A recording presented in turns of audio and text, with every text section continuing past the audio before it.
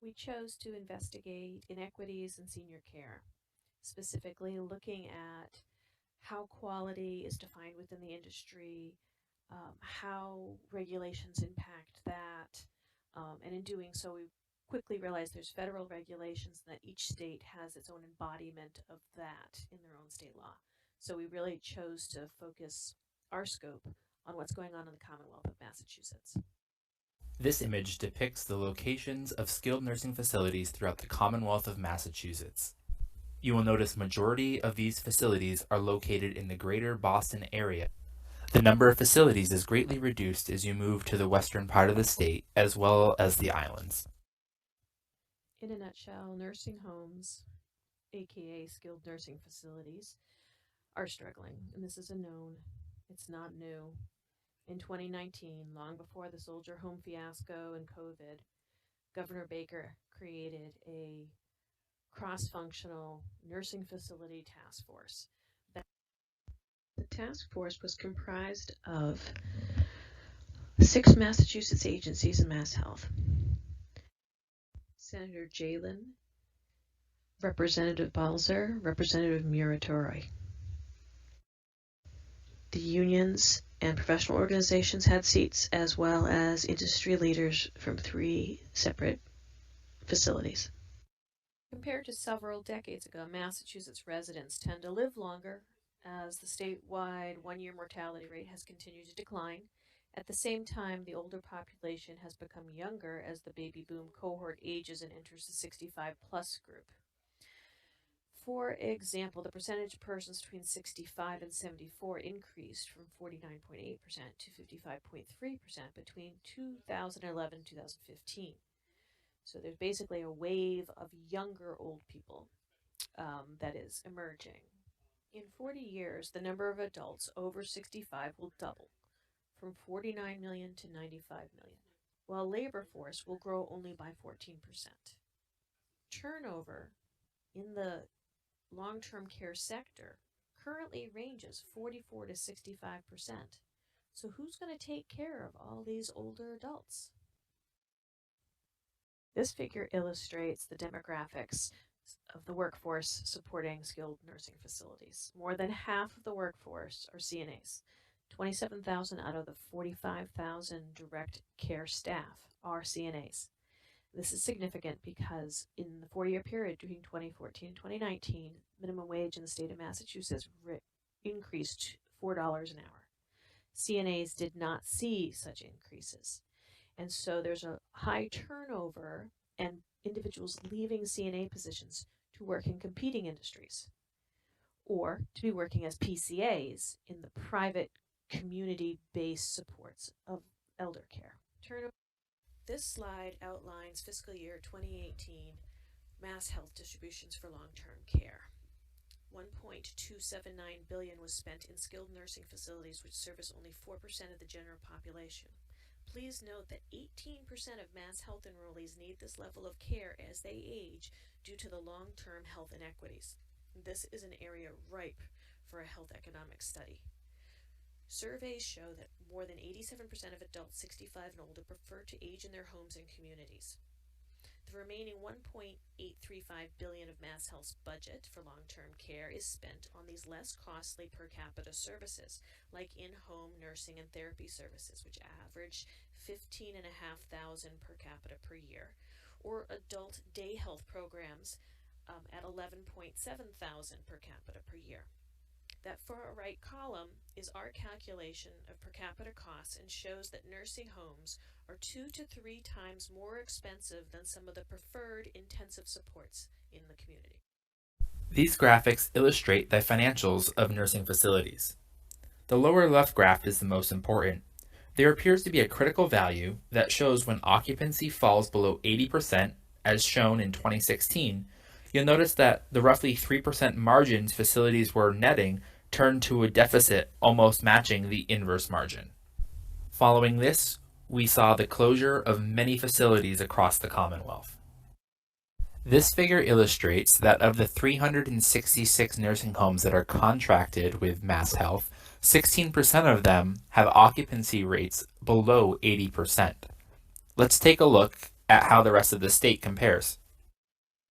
We have seen the map on the left of Massachusetts, which identifies the locations of nursing facilities throughout the state.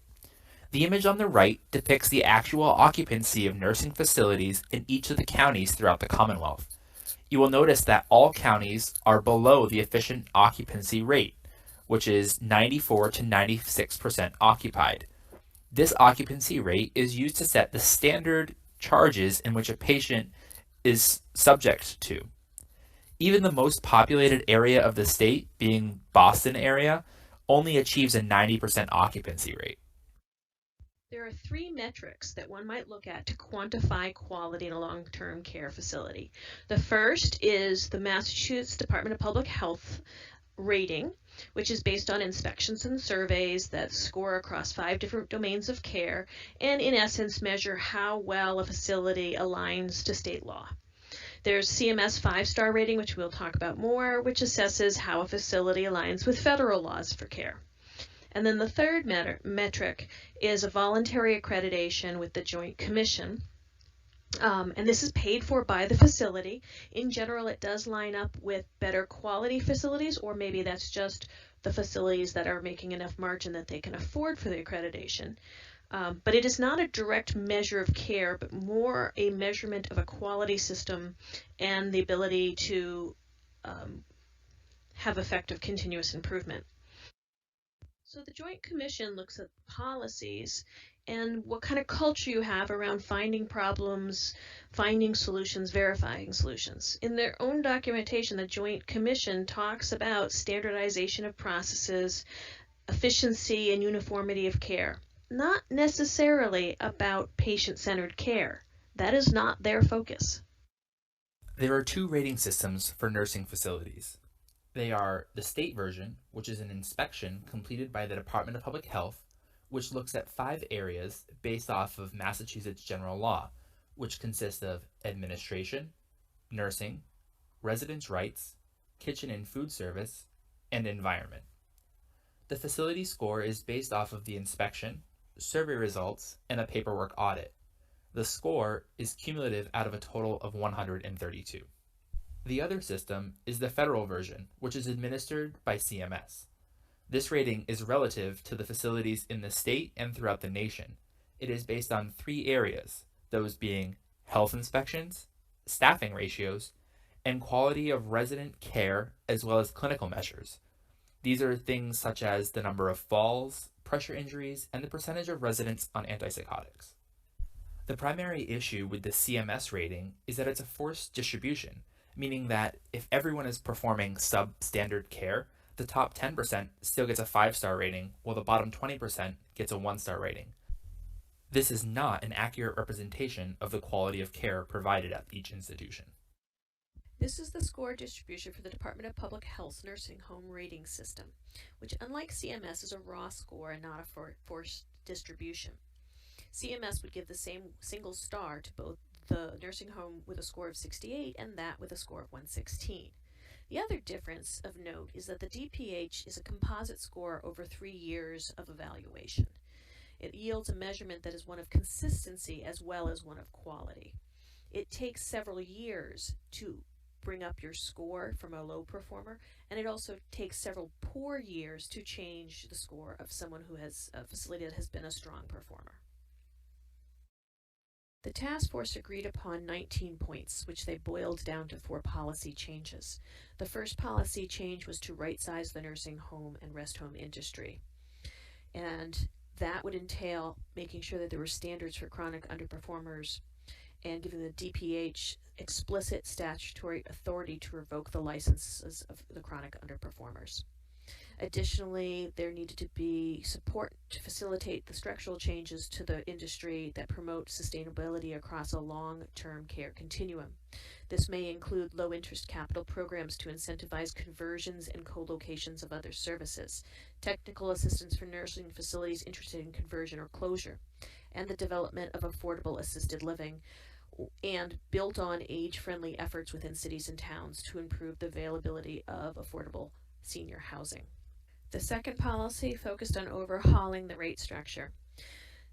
Ideally, one integrated rate structure with differentiated payments based on complexity and acuity of the patient. With that rate structure that incentivized higher occupancy rates and higher mass health occupancy rates and high quality of care. Additionally, the group decided that the base year costs need to be updated regularly to reflect the actual costs of running a quality establishment, and that increased compliance of user fees, which had to date not been enforced, needed to be done so, and additional payment and licensing enforcement tools would also be beneficial.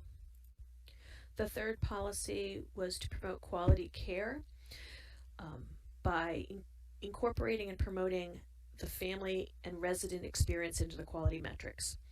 Also strengthening and expanded targeted quality programs that exist, and prioritizing quality being assessed over a period of time, as the DPH does, but the CMS does not. The final policy recommendation was focused on the workforce and maintaining a sustainable workforce. Paramount there is providing adequate wages, and the committee discussed requiring that a certain percentage of facility expenditures need to be directed towards direct care costs such as staff wages. Additional support could help recruitment and retention, things like career ladders, loan tuition forgiveness programs, and increased availability of affordable training classes. They also were going to implement a workforce satisfaction survey on a regular basis and encourage facilities to have a labor management care planning committee that looked at the safe work environment and the quality of care.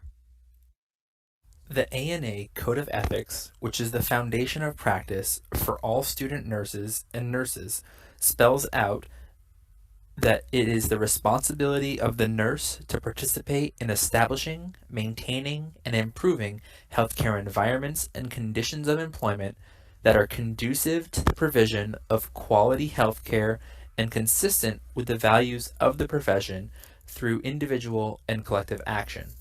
Furthermore, the Code of Ethics articulates that the nurse promotes, advocates for, and strives to protect the health, safety, and rights of the patient. Consider the care that you are providing and ask yourself, does what you are doing better the patient's quality of life, or does it merely increase the cost of care, thus creating revenue for the facility? Additionally, ask, is the level and quality of care you are providing such that you would expect to be provided to your loved one or even yourself? If not, consider speaking up and addressing the issue either by outlining the lack of resources or even filing a report with the appropriate authority, keeping in mind that some of these issues may rise to the level of neglect or abuse, which nurses are mandatory reporters. It's important to recognize this is not a localized issue. Although we are presenting the findings and research specific to Massachusetts, this problem exists not only here, but throughout the country and even in other parts of the world.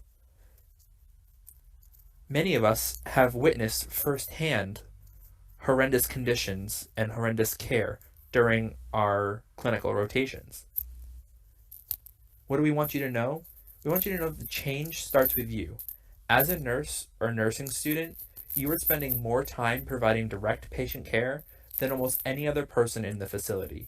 You are the expert. You can see if the plan of care is truly making a difference and improving the patient's quality of life, or if they're not responding to treatment, or sadly their condition is worsening. Many of these patients cannot advocate for themselves, which is where you come in, and speak up for them to the providers, to facility administrators, and even to patients' family if need be. But your advocacy does not stop there.